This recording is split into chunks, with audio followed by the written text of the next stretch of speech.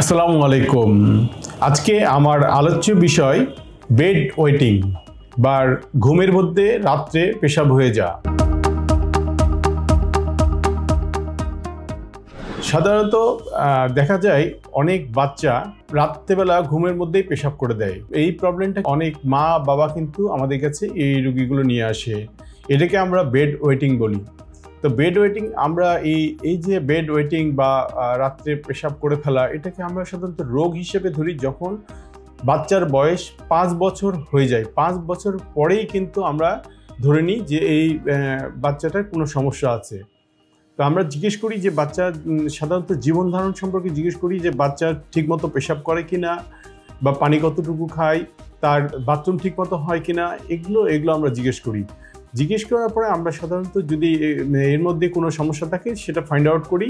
এরপরে আমরা সাধারণত সিম্পল কিছু পরীক্ষা করি যে বাচ্চার যে পেশাবের থলির ভিতরে প্রসাবটা থেকে যায় কিনা সেইটা দেখার জন্য আমরা একটা আল্ট্রাসোনোগ্রাম করি এবং এর মাধ্যমে আমরা বুঝতে পারি যে প্রসাবটা থেকে যায় কিনা। এরপরে আমরা যেটা করি একটা ইউরোফ্লোমেট্রি হলো একটা মেশিনে পেশাব করবে বাচ্চার ফ্লোটা কতটুকু হচ্ছে এইটা দেখার জন্য। এর মাধ্যমে আমরা বুঝতে পারি যে বাচ্চার কোনো সমস্যা আছে। যদি দেখা যায় যে বাচ্চার পেশাবের রাস্তার মধ্যে কোনো সমস্যা আছে অথবা বাচ্চার যদি পেশাবের থলিটা ঠিকমতো কাজ না করে অথবা পেশাবের রাস্তা কোথায় ব্লক আছে, তখন এগুলো আমরা নির্ণয় করার চেষ্টা করি। নির্ণয় করার চেষ্টা করার পরে তারপরে আমরা চিকিৎসা দিই এবং দেখা যাচ্ছে অনেক বাচ্চা কিছু উপদেশ দিলেই কিন্তু রাত্রে আর পেশাব করে না। আমরা প্রথমে একটু ওষুধ দিয়ে চেষ্টা করি, কিছু ওষুধ আছে, এই ওষুধ দিয়ে চেষ্টা করার পরেও যদি সে রাত্রে পেশাব করে তখন কিছু উপদেশ দিই, সাথে ওষুধও দিই। এটাও যদি সে ফেল করে তারপরে আমরা অন্য প্রসিডিউরে যাই যে বাচ্চাকে আপনি কিভাবে চিকিৎসা করেন। অনেক সময় বাপ মাকে বলে দিই যে আপনারা বাচ্চাকে ঘুমানোর আগে পেশাব করাবেন এবং বাপ মা যখন ঘুমাতে যাবে তখন তাকে পেশাব করাবেন এবং পর্যাপ্ত পরিমাণ পানি খাবেন, খুব বেশি না। দেখা যাচ্ছে যদি বাচ্চা ছোট হয় তাহলে 3 থেকে 4 গ্লাস পানির কথা বলে দিই আমরা, কাচের গ্লাস। বাচ্চাদের অনেক সময় শক্ত পায়খানা থাকলে পারে পেশাবের রাস্তায় পেশাব করতে সমস্যা হতে পারে।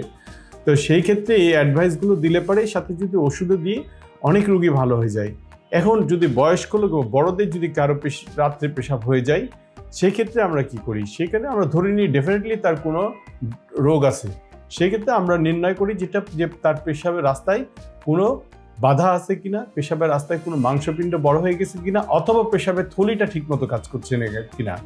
সাধারণত বয়স্ক রোগীদের যারা স্ট্রোকের রোগী তাদের এই ক্ষেত্রে অনেক সময় এরকম হয়, রাত্রেবেলা পেশাব হয়ে যায় বা অনবরত পেশাব পড়তে থাকে। তো সেই ক্ষেত্রে আমরা রোগীকে অ্যাডভাইস করে দিই যে আপনি কিভাবে আপনার জীবন ধারণ করবেন। সন্ধ্যার পর থেকে পানি কম খাবেন, আপনি চা কফি কম খাবেন অথবা কিছু ওষুধ দিই।